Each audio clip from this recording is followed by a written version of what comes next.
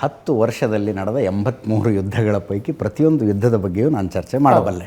ಆ ಯುದ್ಧದಲ್ಲಿ ಸಾವಿನ ಸಂಖ್ಯೆ 74 ಯುದ್ಧದಲ್ಲಿ 1017 ಮಂದಿ ಮಾತ್ರ ಸಾವಿಗೀಡಾಗಿರೋದು ಇಸ್ಲಾಮಿಕ್ ಚರಿತ್ರೆಯಲ್ಲಿ.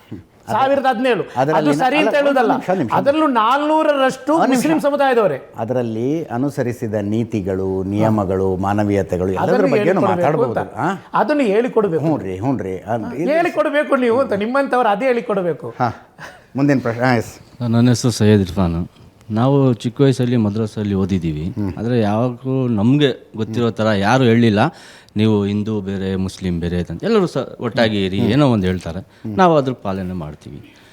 ನೀವು ಕೇಳ್ತಾ ಇದ್ರಿ, ಅವರು ಪದೇ ಪದೇ ಕೇಳ್ತಾ ಇದ್ದಾರೆ ನಮ್ಮ ಧರ್ಮಗುರುಗಳು ಏನು ಮಾಡಬೇಕು ಇವಾಗ ಹೇಳಿ, ಏನು ಮಾಡಬೇಕಂತ ಹೇಳಿ. ನೀವು ಅವ್ರಿಗೆ ಹೇಳ್ಬೋದಾಗಿತ್ತಲ್ಲ, ವಕ್ಫ್ ಬೋರ್ಡ್ ಬಿಲ್ಲಿಗೆ ನೀವು ಯಾವ ಥರ ಕಪ್ಪು ಇದನ್ನು ಹಾಕ್ಕೊಂಡು ನಿಂತ್ಕೊಂಡಿದ್ರಿ, ಇದಕ್ಕೂ ನೀವು ಕಪ್ಪು ಕಟ್ಕೊಂಡು, ಯಾಕಂದರೆ ಅವರು ಇರೋ ಧರ್ಮಗುರು ನಮ್ಮದು, ಅವರು ಒಂದು ಮೆಸೇಜಿಂದ ಸಾವಿರಾರು ಜನ ಸೇರಿಬಿಡ್ತಾರೆ. ಇವತ್ತಾಗಲಿ ನಾಳೆ ಆಗಲಿ ಇಲ್ಲ 1 ನಿಮಿಷಕ್ಕೆ ಆಗಲಿ. ಇವ್ರು ಹೇಳ್ಬೋದಲ್ಲ, ಎಲ್ಲರೂ ಬನ್ರಪ್ಪ ಒಂದು ಜಾಗದಿಂದ ಹೋರಾಟ ಮಾಡೋಣ, ವಿಧಾನಸೌಧವರೆಗೂ ಹೋಗೋಣ, ಮುಸ್ಲಿಮ್ಗಳಿಗೆ ಹೇಳಿ. ಇದನ್ನು ಇವ್ರು ನೋಡಿಬಿಟ್ಟು ಹಿಂದೂಗಳು ಆಟೋಮೆಟಿಕ್ ಬರ್ತಾರೆ. ಇವಾಗ ಅವರು ಸ್ನೇಹಿತರು ಹೇಳಿದ್ರು, ನಮಗೆ ಆ ಥರ ಶಂಸೆ ಆಗತ್ತೆ ಮುಸಲ್ಮಾನಿಗೆ ನೋಡಿ ಅಂತ. ಸೊ ನಾವು ಈ ಥರ ಒಗ್ಗಟ್ಟಾಗಿದ್ರೇ ಅದೆಲ್ಲ ದೂರ ಆಗೋದು.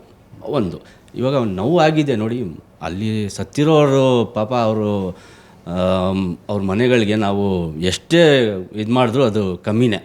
ಯಾಕಂದರೆ ಜೀವಗಳು ಹೋಗಿದೆ, ಇಲ್ಲ ಅಂತ ಇಲ್ಲ.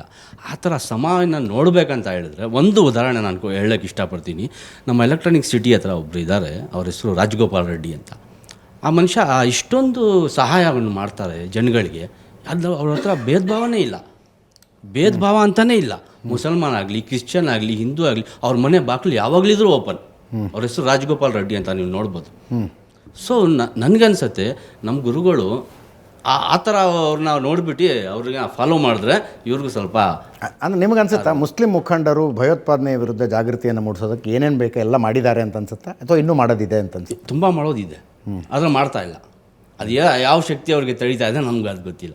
ನಾವು ಅವ್ರ ಜೊತೆಯಲ್ಲಿದ್ದೀವಿ, ನಾವು ಅವ್ರ ವಿರೋಧನೇ ಮಾಡ್ತಾ ಇರ್ಬೋದು. ಆದರೆ ಅವ್ರು ಹೇಳಿ ನಮಗೆ ಈ ನಾಳೆ ಈ ದಿನಕ್ಕೆ ಬಾಪ ನಾವೆಲ್ಲ ಸೇರಿ ಹೋರಾಟ ಮಾಡೋಣ, ನಾವು ರೆಡಿ. ಎಸ್. ಸೊ ನೀವು ಉದಾಹರಣೆ ಕೊಟ್ರಿ, ವಕ್ಫ್ ಆ್ಯಕ್ಟ್ ವಿರುದ್ಧ ಹೆಂಗೆ ಬೀದಿಗೆ ಇಳಿದಿದ್ರಿ, ಹೌದು. ಹಂಗೆ CAA NRC ವಿರುದ್ಧ ಹೆಂಗೆ ಹೋರಾಟ ನಡೀತು ಅನ್ನೋದು ನಾವು ನೋಡಿದ್ದೀವಿ.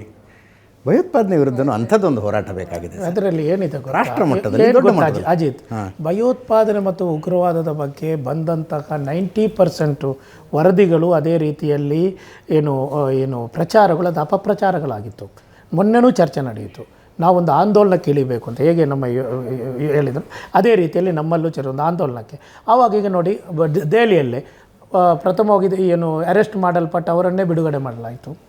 ಇಂಥ ಒಂದು ವಾತಾವರಣ ಇರುವಾಗ ಇದರ ಷಡ್ಯಂತ್ರ ಇದು ರಾಜಕೀಯ ಪ್ರೇರಿತವೇ ಎಂಬ ಒಂದು ಇದು. ಈಗ ಗಾಂಧಿ ಹತ್ಯೆ ಕೇಸ್ನಲ್ಲಿ ಸಾವರ್ಕರ್ ಅವ್ರನ್ನೂ ಬಿಡುಗಡೆ ಮಾಡಿದ್ರಿ. ಬಟ್ RSSನವ್ರು ಇವತ್ತಿಗೂ ಗಾಂಧಿ ಹತ್ಯೆಗೆ ಉತ್ತರ ಕೊಡಬೇಕು, ಹೌದಾ? ಗಾಂಧಿ ಹತ್ಯೆಯಲ್ಲಿ RSSನ ಕೈವಾಡ ಇಲ್ಲ ಅಂತ ನ್ಯಾಯಾಲಯ ಜಜ್ಮೆಂಟ್ನಲ್ಲಿ ಹೇಳಿದ್ರಪ್ಪ. ಬಟ್ ಇವತ್ತಿಗೂ ಉತ್ತರ ಕೊಡಬೇಕು ಅವ್ರು ಅದಕ್ಕೆ. ಅಲ್ಲಲ್ಲ, ಒಂದು ನಿಮಿಷ ಏನು ಗುಜರಾತ್ ಹತ್ಯಾಕಾಂಡದಲ್ಲಿ ನರೇಂದ್ರ ಮೋದಿಯ ಕೈವಾಡ ಇಲ್ಲ ಅಂತ ಕೋರ್ಟ್ ಜಜ್ಮೆಂಟ್ ಬಂತು, SITಯ ಕನ್ಕ್ಲೂಷನ್ ಬಂತು. ಬಟ್ ಇವತ್ತಿಗೂ ಅವ್ರನ್ನ ಅದೇ ಪ್ರಶ್ನೆ ಕೇಳೋದು. ಇಲ್ಲಿ 3 ಜನರನ್ನ ವಿಚಾರಣೆಗೆ ಕರೆಸಿದರು. ನೆನ್ನೆ ಬೆಂಗಳೂರಿನಲ್ಲಿ 7 ಕೋಟಿ 11 ಲಕ್ಷದ ಒಂದು ದರೋಡೆ ಆಗಿದೆ. 1000 ಜನರನ್ನು ವಿಚಾರಣೆಗೆ ಕರೆಸಿರ್ತಾರೆ ಸ್ವಾಮಿ. ಅದರಲ್ಲಿ ತಪ್ಪಿತಸ್ಥ ಅಂತ ಸಿಕ್ಕಾಕೊಳ್ಳೋದು 5-6 ಜನ ಮಾತ್ರ. ಅಲ್ಲಿ ಅಲ್ಲ, ಒಂದು ನಿಮಿಷ, ದೆಹಲಿ ಬಾಂಬ್ ಸ್ಫೋಟದಲ್ಲೇ ಬರೀ ಮುಸಲ್ಮಾನರನ್ನು ಮಾತ್ರ ಎಲ್ಲ ಅರೆಸ್ಟ್ ಆಗಿರೋದು.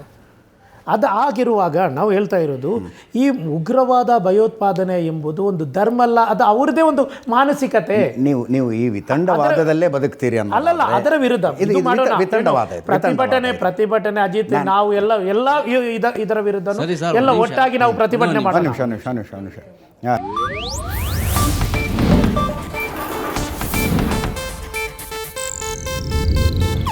ಇದು ಏಷ್ಯಾನೆಟ್ ನ್ಯೂಸ್ ನೆಟ್ವರ್ಕ್ ಪ್ರಸ್ತುತಿ.